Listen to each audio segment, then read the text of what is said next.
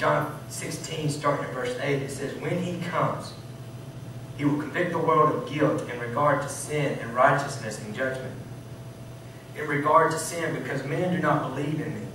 In regard to righteousness, because I'm going to the Father where you can see me no longer. See, that's where faith comes in. Okay? We can't see him. Some people don't believe in him, but he sent someone to help us along the way. In verse 11 it says, and in regard to judgment, because the prince of this world who now stands condemned, which is Satan. Satan's known as the prince of this world. No, it's not Obama. No, it's not Biden. It's Satan. Okay? He's the prince of this world. He's the one that is condemned. It says, I have much more to say to you, more than you can bear. But when he, the Spirit of truth, comes, he will guide you into all truth. He will not speak on his own. He will speak only what he hears, and he will tell you what is yet to come. He will bring glory to me by taking from what is mine and making it known to you. All that belongs to the Father is mine. That is why I said the Spirit will take from what is mine and make it known to you. In other words, he's going to send the Holy Spirit to guide you through this thing.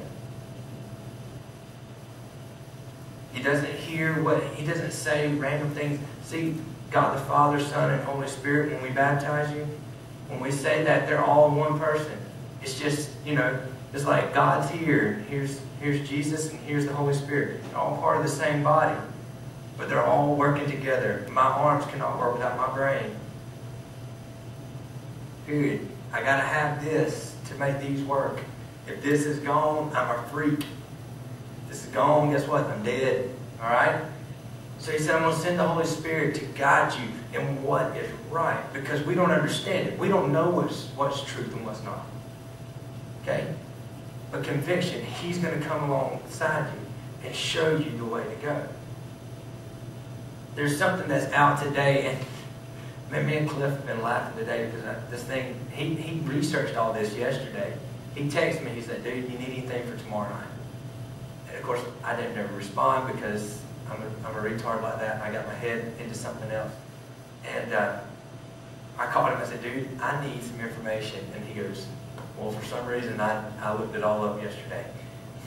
So how many of you have heard of the computer virus that came out, or that was supposed to take effect today?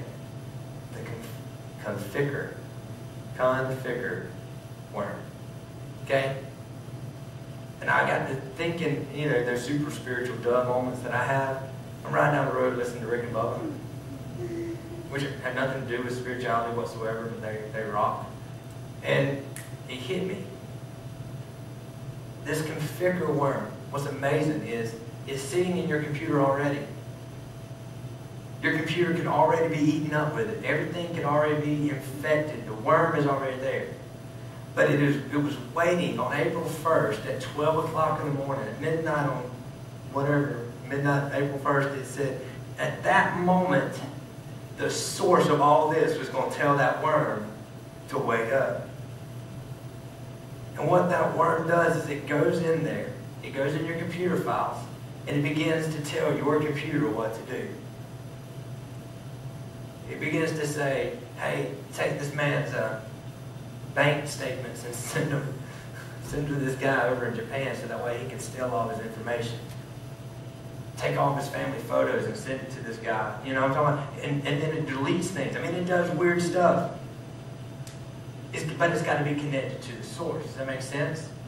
See, what's amazing is conviction is already in your heart. See, it didn't say that the Holy Spirit come to convict the Christians of guilt.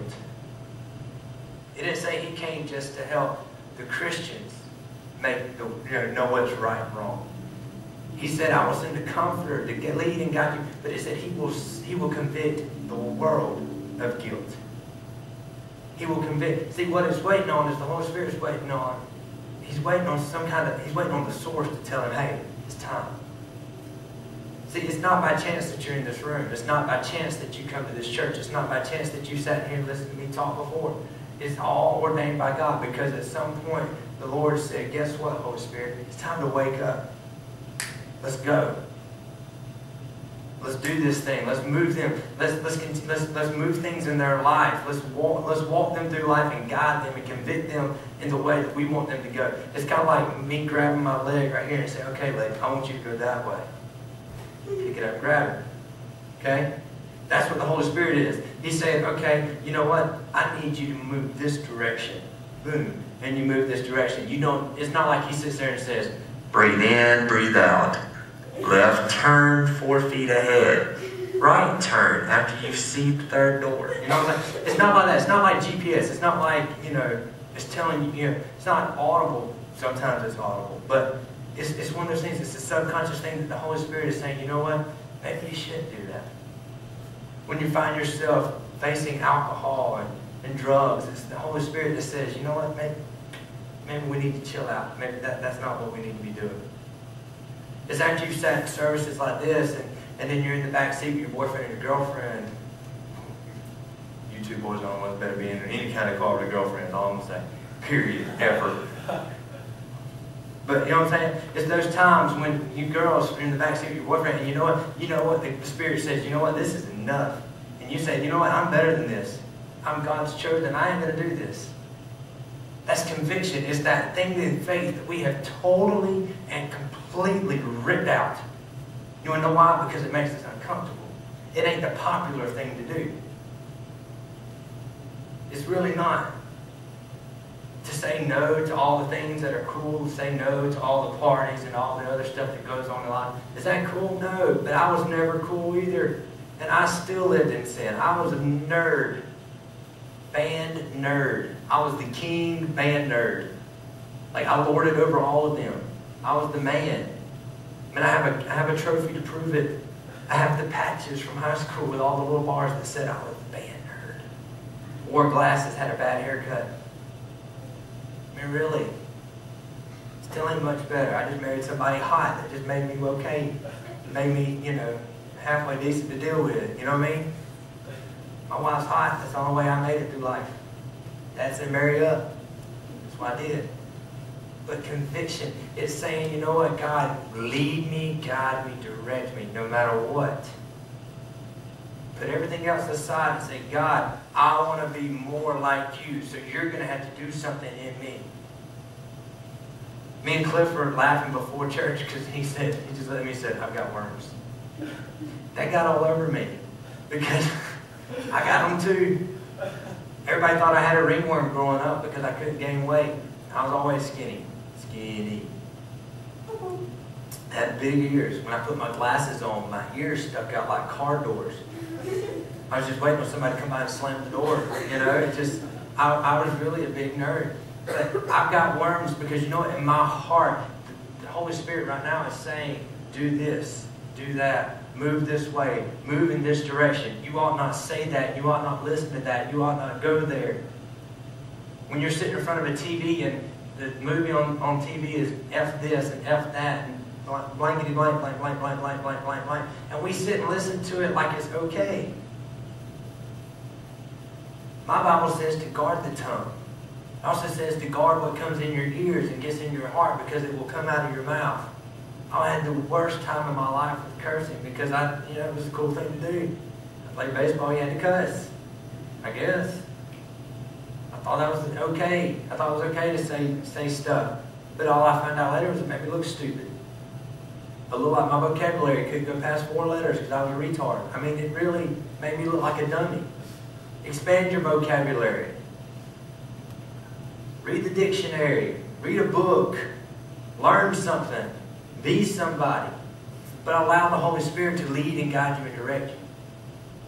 What's funny, I really got Cliff to really research this Conficker.